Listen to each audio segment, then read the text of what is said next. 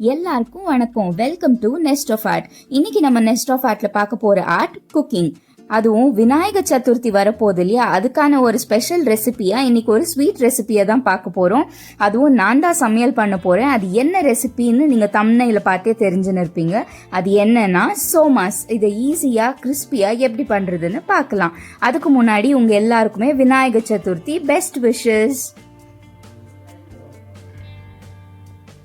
இப்போ சோமாஸ் பண்றதுக்கு முதல்ல அரை கப் மைதா எடுத்துக்கலாம்.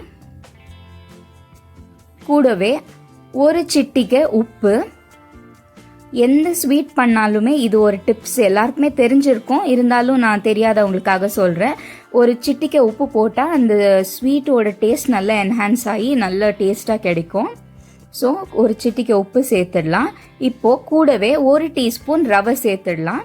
இது அரை டீஸ்பூன் அளவு, அதனால நான் 2 வாட்டி சேர்த்துருக்கேன். நீங்கள் 1 டீஸ்பூன் சேர்த்துக்கோங்க. கூடவே 1 டீஸ்பூன் நெய் சேர்த்துக்கலாம். நான் இங்கே அமுல் நெய் யூஸ் பண்ணியிருக்கேன். உண்மையிலேயே ரொம்பவே சுவையாக இருக்கும். இதை நீங்களும் யூஸ் பண்ணி பாருங்கள். இவ்வளோதான். இது 3 தான் இந்த மாவு பிசையறதுக்கு தேவையான பொருட்களே. மைதா, ரவை, நெய் இது எல்லாத்தையும் சேர்த்துட்டு நல்லா கலந்து விட்டுடலாம்.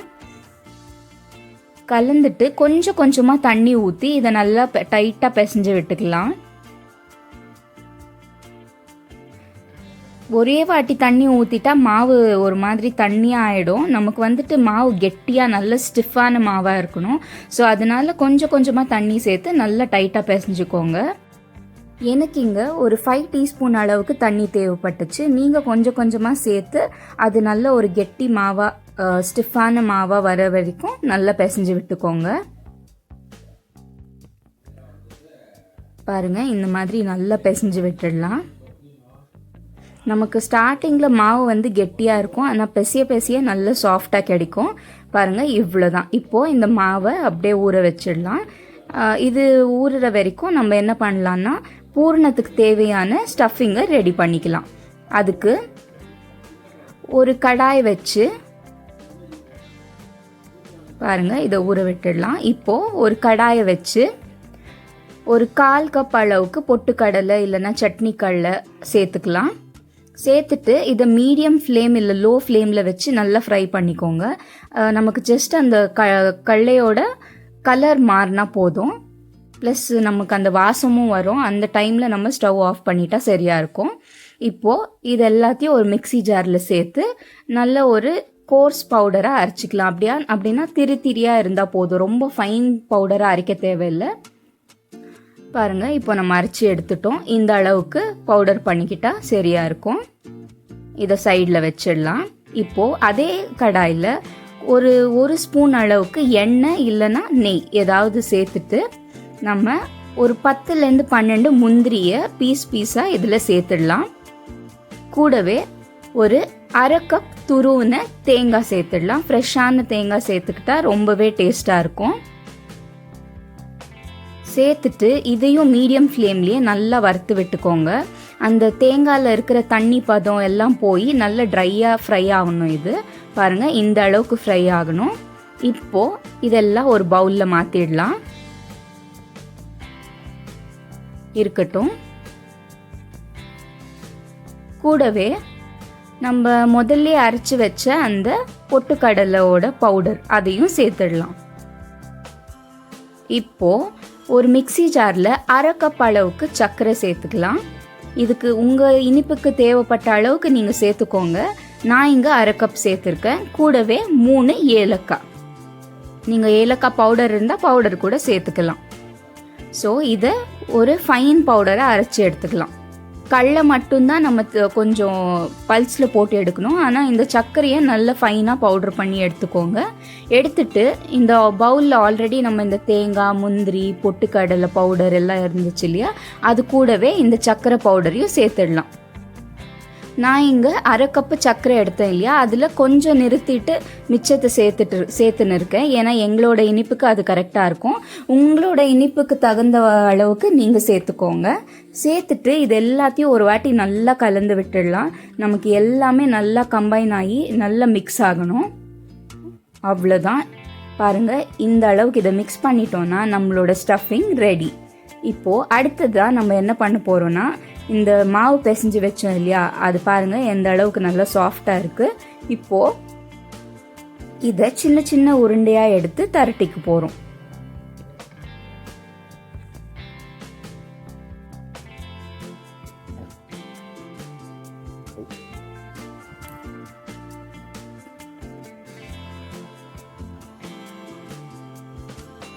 பாருங்கள், இந்த மாதிரி சின்ன சின்ன உருண்டையாக எடுத்து இதை நல்லா திரட்டிக்கலாம்.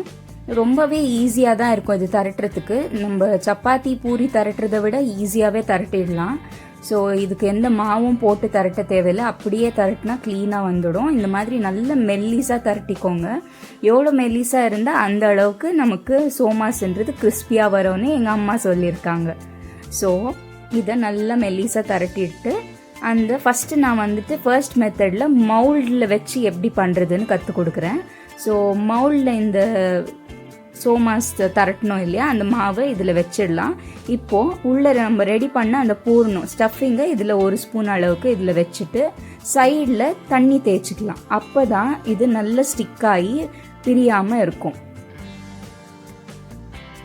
தண்ணியை தேய்ச்சிட்டு இப்போது இதை க்ளோஸ் பண்ணி டைட்டாக ப்ரெஸ் பண்ணிடுங்க. இந்த வெளியே வர மீதி மாவு எல்லாத்தையும் இப்படி எடுத்துடலாம். இப்போது ஓப்பன் பண்ணி பார்க்கலாம். பாருங்கள், நம்மளோட அழகான சோமாஸ் ரெடியாக இருக்குது. அவ்வளோதான். மோல்டில் பண்ணுறதா இருந்தால் இப்படி பண்ணலாம். இது செகண்ட் மெத்தடு இப்போ காமிக்க போகிறேன். எனக்கு என்னமோ ஃபர்ஸ்ட் மெத்தடை விட செகண்ட் மெத்தட் தான் ரொம்பவே ஈஸியாகவும் அழகாகவும் இருந்துச்சு.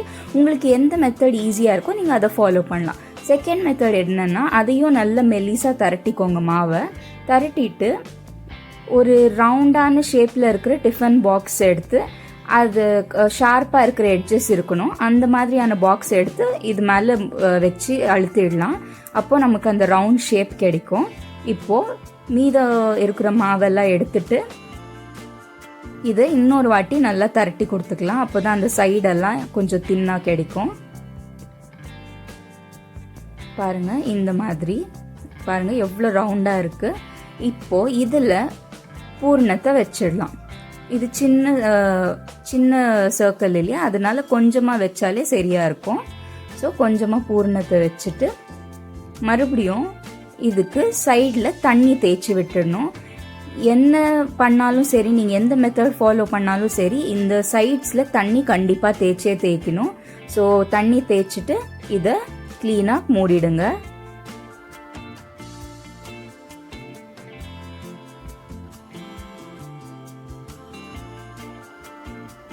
மூடிட்டு இதை டைட்டாக ப்ரெஸ் பண்ணி விட்டுக்கோங்க.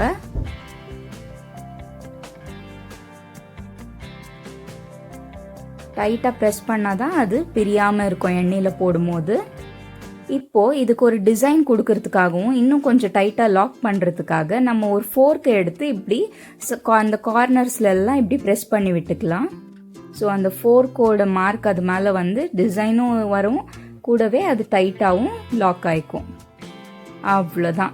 இங்கே பாருங்கள், நம்மளோட அழகான சோமாஸ் ரெடியாக இருக்குது. ஃபர்ஸ்ட் பண்ணதை விட இது அழகாக இருக்குது இல்லையா? ஸோ நீங்கள் உங்களுக்கு எது பிடிக்குதோ அந்த மெத்தடை ஃபாலோ பண்ணிக்கோங்க. இப்போது இதே மாதிரி எல்லா சோமாஸையும் ரெடி பண்ணிவிட்டு ஒரு கடாயில் சூடாகிறதுக்காக எண்ணெய் ஊற்றிடலாம். அது டீப் ஃப்ரை பண்ணுறதுக்கு தேவையான அளவுக்கு எண்ணெய் ஊற்றிக்கோங்க. இப்போது எண்ணெய் சூடானதுமே மீடியம் ஃப்ளேமில் வச்சு நம்ம ரெடி பண்ண சோமாஸை ஒன்றொன்னா அது உள்ள சேர்த்துடலாம். மறக்காமல் இந்த சோமாஸ் பண்ணுறப்போ நீங்கள் ஸ்லோ இல்லைன்னா மீடியம் ஃப்ளேமில் வச்சு தான் பண்ணணும். அப்போ தான் அது ஆறுன மேலேயும் கிறிஸ்பியாக இருக்கும், இல்லைன்னா மெத்துனாயிடும். அதனால மீடியம் ஃப்ளேம்லேயே வச்சு இதை ஃப்ரை பண்ணிக்கோங்க. மெதுவாக இதை திருப்பி அப்படியே ஃப்ரை பண்ணிடலாம். நமக்கு ஜஸ்ட் அந்த கலர் மாறுச்சுன்னா போதும், இது ரெடின்னு அர்த்தம். ஸோ கலர் மாறி அது கிறிஸ்பியாக வந்ததுமே நம்ம வெளியே எடுத்துடலாம்.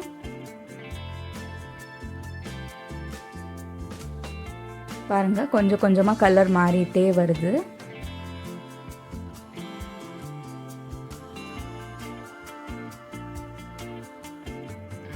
பாருங்கள் எவ்வளோ அழகாக கலர்ஃபுல்லாக வந்திருக்கு. இப்போது இதை வெளியே எடுத்துடலாம். இவ்வளோதான், கிறிஸ்பியான நம்மளோட சோமாஸ் ரெடியாக இருக்குது.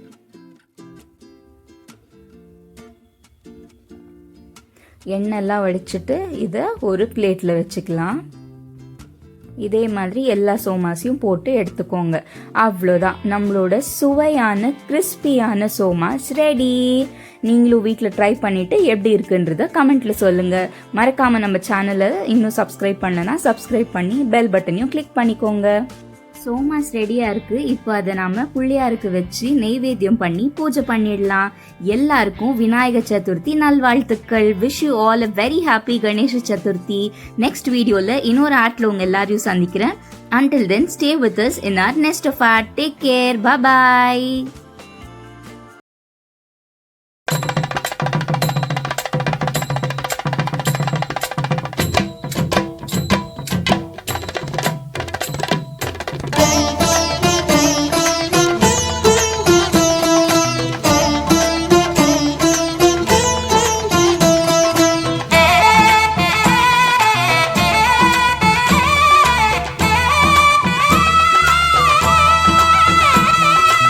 ஆவணி வந்தது புண்ணிய சதுர்த்தி நாளும் பிறந்ததம்மா.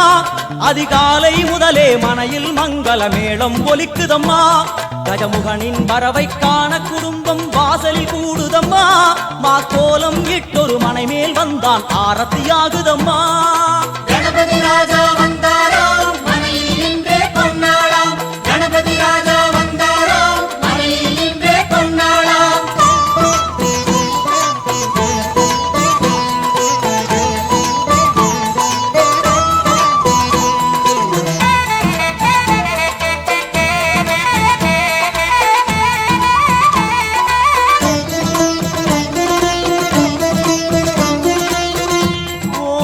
விநாயகா, துர்கா விநாயகா, பீமச்சண்ட விநாயகா, தேகரி விநாயகா, உத்தண்ட விநாயகா, பாசபாணி விநாயகா, கர்ப்ப விநாயகா, சித்தி விநாயகா, லம்போதர விநாயகா, கூடதந்த விநாயகா, சால கடங்கட விநாயகா, கூஷ்மாண்ட விநாயகா, முண்ட விநாயகா, விகடத்விஜ விநாயகா, ராஜபுத்திர விநாயகா, பிரணவ விநாயகா.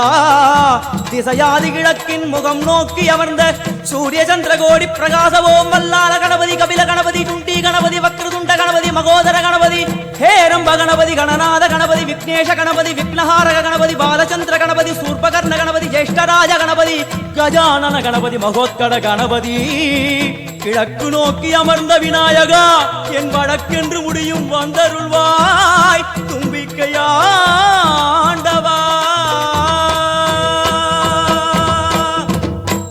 என் பஞ்சில் உருட்டி விநாயகனுக்கு ஒரு மாலை இடுகின்றார். கருமணியை எடுத்து கருணை பொங்கும் விழியாய் வைக்கின்றார். உரி நூலும் கிட்டே களிமண் சிலையில் கணபதியை கண்டார். திருநீரும் பூசி குடையும் வைத்து குலகுருவாக்குகின்றார். கணபதி ராஜா வந்தாராம் மனையில் நின்றே பொன்னாளாம். கணபதி ராஜா வந்தாராம் மனையில் நின்றே பொன்னாளாம்.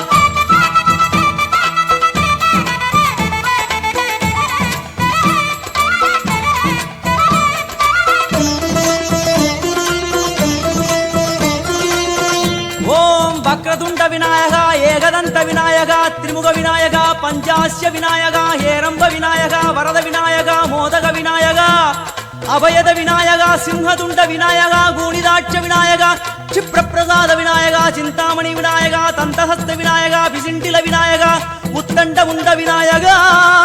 வெண்கொற்ற குடையோடு தெற்கு முகம் நோக்கி அமர்ந்து சூரிய சந்திர கோடி பிரகாச ஓம் ஞானேச கணபதி, கர்மவ கணபதி, யோகேச கணபதி, சித்தி விக்னவ கணபதி, சிந்தாமணி கணபதி, புத்தீச கணபதி, மகா கணபதி, பூர்ணானந்த கணபதி, லக்ஷ்மீச கணபதி, சகஜேச கணபதி, ஏகதந்த கணபதி, லம்போதர கணபதி, தூம்பிரவர்ண கணபதி, க்ஷிப்ர பிரசாதன கணபதி. தெற்கு திசை நோக்கி அருளும் விநாயகா, உனக்கு அர்ச்சனை முடித்து அபிஷேகமாகிறது. மனம் குளிர்வாய் கஜராஜ கருணாகரா.